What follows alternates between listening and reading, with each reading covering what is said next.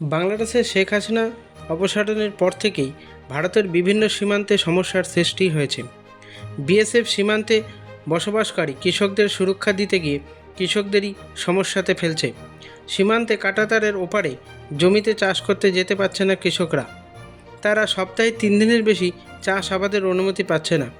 হাল গরু ট্রাক্টর নিয়ে যেতে চরম সমস্যার মুখে পড়ছে চিঙ্গিসপুরের দুর্গাপুর সহ সীমান্তবর্তী গ্রামের কৃষকরা।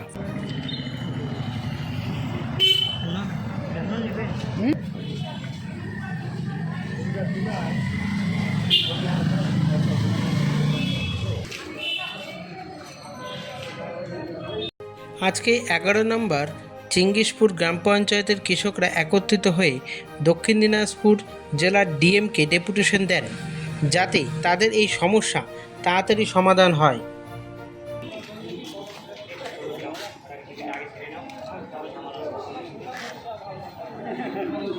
সকালবেলা 7টার মধ্যে আমাদের গেট খোলার অর্ডার ছিল, সেটা এখন হয়নি।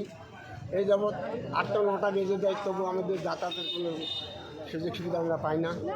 হ্যাঁ, তো আমাদের খাওয়ার টাইমে ওদের গেট খোলার টাইম কোনো নেই। লোক গেলে 11টা-12টা পর্যন্ত গেট পাস দেয়।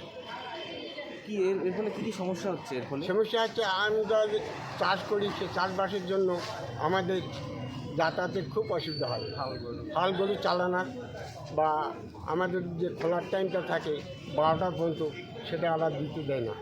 কেন দিচ্ছে না? দেখছো না, ওদের কোম্পানির অর্ডার থাকে, অর্ডার যেভাবে পাস করছে সেভাবে। না, আগে কীরকম হতো আর এখন কি হচ্ছে? আগে সচরাচর ব্যাপার ছিল। হ্যাঁ, বর্ডারে বাস করি, আমাদের বর্ডারের ওই পারে সব জমি, আমরা চাষবাস করতে যাই, অনেক রকম সমস্যা দেখা যায়। এখন বর্তমান যে সমস্যাটা, সেটা হচ্ছে হাল গরু নিয়ে যাওয়া। যে চাষ করতে যাব তার জন্য হাল গরু নিয়ে যেতেই দিচ্ছে না, এবং 3 দিনে শুধু পারমিশন দিচ্ছে, সেটা 3 দিন পার হয়ে গেলে আবার 3 দিনে নিতে হচ্ছে। মানে কৃষকদেরকে এত হয়রানি সৃষ্টি হতে হচ্ছে, মানে বলাই মুশকিল। আমাদের ফসল চাষ করা এইসবগুলোর প্রচণ্ড একটা সমস্যার মধ্যে আমরা আছি। মানে কী সমস্যা হচ্ছে? অনেক গরু ছাগল নিয়ে যাওয়া, এবং সময় মতো গেট খুলছে না তারা। কেউ যদি বিপদে পড়ে তবু আসতেই পারবে না। কৃষক যদি ভিতরে গিয়ে কেউ যদি বিপদে পড়ে, সময় মতো তাকে নিয়ে আসাই যাবে না। বিএসএফরা কী বলছে, কেন এরকম করছে? জানি না তাদের ওরা বলছে আমাদের উপর লেভেল থেকে যেটা অর্ডার আছে সেটাই আমরা। তারা কি একদমই পারমিশন দিচ্ছে না, নাকি অল্প? ওই তো 3 দিনেরই পারমিশন শুধু।